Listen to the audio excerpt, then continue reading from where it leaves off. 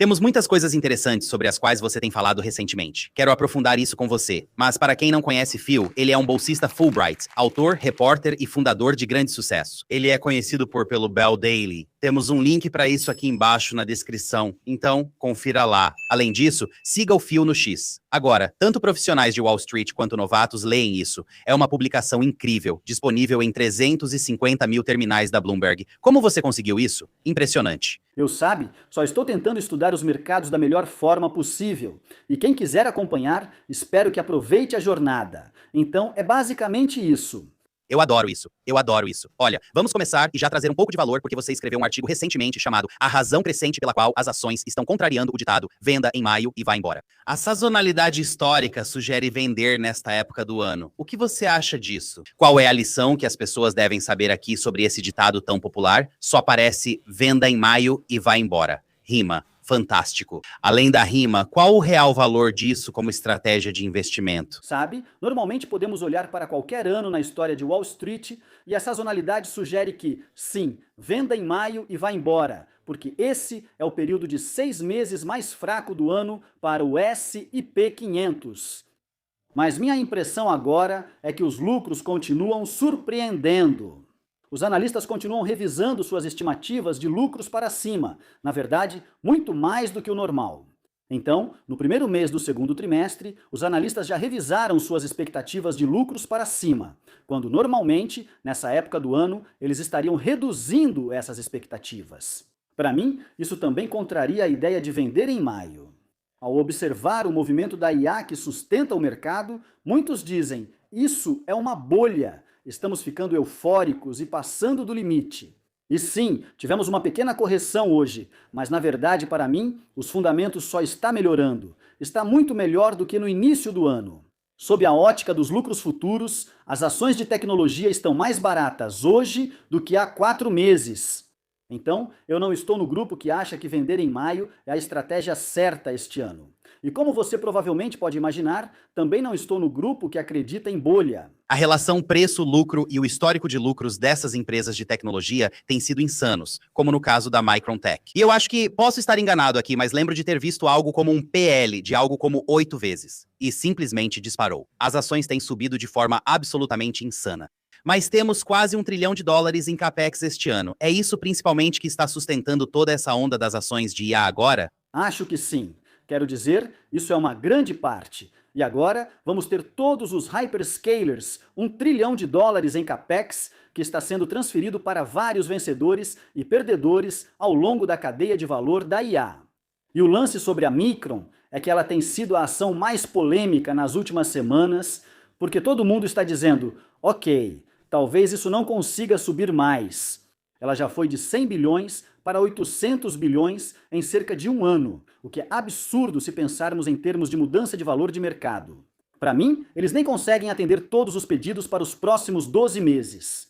Então, se eles já têm pedidos fechados para mais de um ano e todos esses clientes, incluindo os hyperscalers, estão na fila pelos produtos e chips deles, não sei se eu estaria pronto para dizer que a Micron chegou ao topo tão cedo. Acho que eles vão alcançar $1 trilhão em valor de mercado ainda este ano. Eu não acho que isso seja um salto absurdo, porque, de novo, sair de 100 bilhões para 800 bilhões em menos de um ano, acho que eles conseguem os últimos 200 bilhões para chegar ao próximo marco bem rápido. É só o quê? Uns 25% a mais ou algo assim. Mas tem tido um grande excesso de otimismo. Quero dizer, o RSI mensal da SanDisk está em 98,98. Você quase nunca vê isso acontecer em qualquer ativo. Muitas dessas coisas estão extremamente sobrecompradas. Então dá para dizer que se você chegou tarde à onda da IA, chegou tarde a Micron, a SanDisk e a algumas dessas outras também? Vale a pena agora buscar esses nomes? Paul Tudor Jones, investidor lendário que respeito muito, comentou sobre isso recentemente. Ele disse que está comprando ações de IA. Eu falei: Paul, você está investindo nisso agora? Isso é loucura. Então, os grandes nomes, aqueles de que todo mundo está falando, existe um motivo para tentar correr atrás desse possível ganho de 25% na Micron Tech? Existem nomes e nichos de menor capitalização que ainda têm bom potencial para quem busca um trade de recuperação? Nunca iria contra os maiores de todos nos investimentos, claro. Do meu ponto de vista, a movimentação dos preços parece um pouco exagerada comparada aos padrões históricos. E eu acabei de publicar um gráfico esta manhã que mostrou que o índice de semicondutores, SOX, está cerca de 35% acima da sua média móvel de 50 dias. E isso só aconteceu pela terceira vez em 30 anos. Então, esse é um tipo de sinal técnico de alerta agora de que estamos um pouco sobrecomprados. E hoje tivemos uma correção. Então talvez isso vá acalmar um pouco as coisas.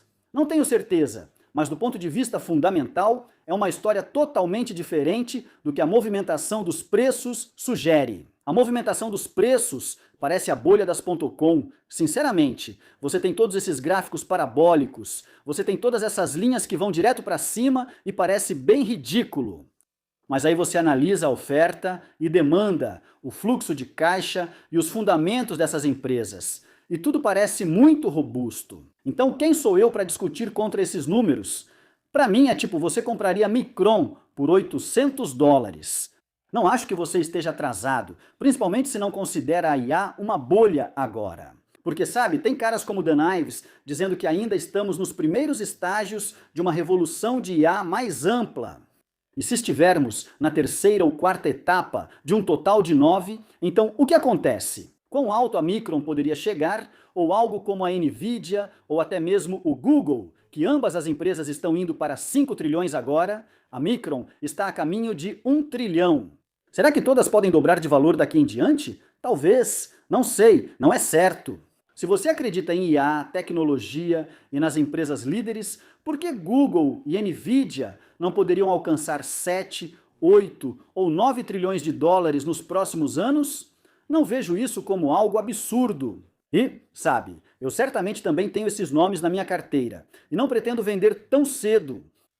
É interessante quando as pessoas fazem a comparação com a era das .com, porque, bem, eu não era investidor naquela época de jeito nenhum.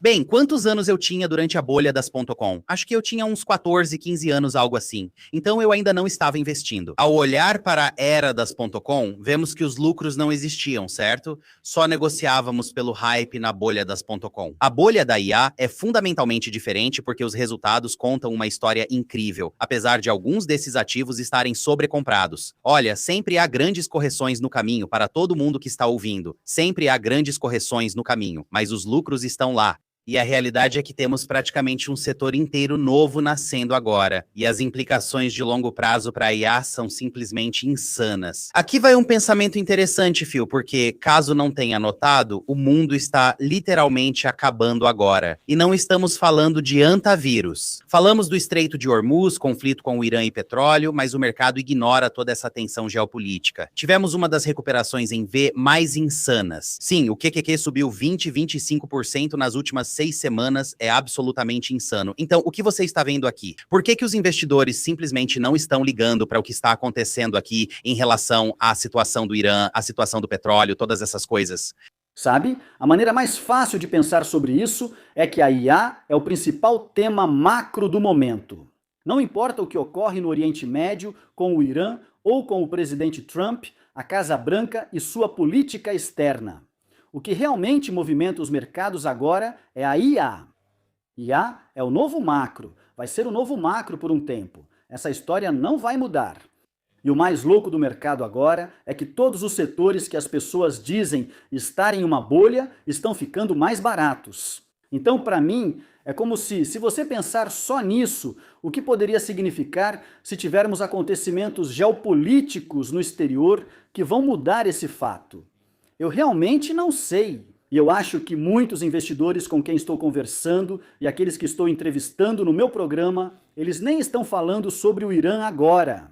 E claro, talvez isso esteja gerando as maiores manchetes. E é importante, digamos, do ponto de vista de guerra, político e humanitário. Todas essas coisas importam muito. Mas, sob uma ótica puramente de preços de mercado, o que está movimentando os preços é a IA, porque essa é a narrativa que define o momento. Essa é a narrativa principal. E, novamente, a maneira de olhar para tudo agora é que a IA é o novo macro.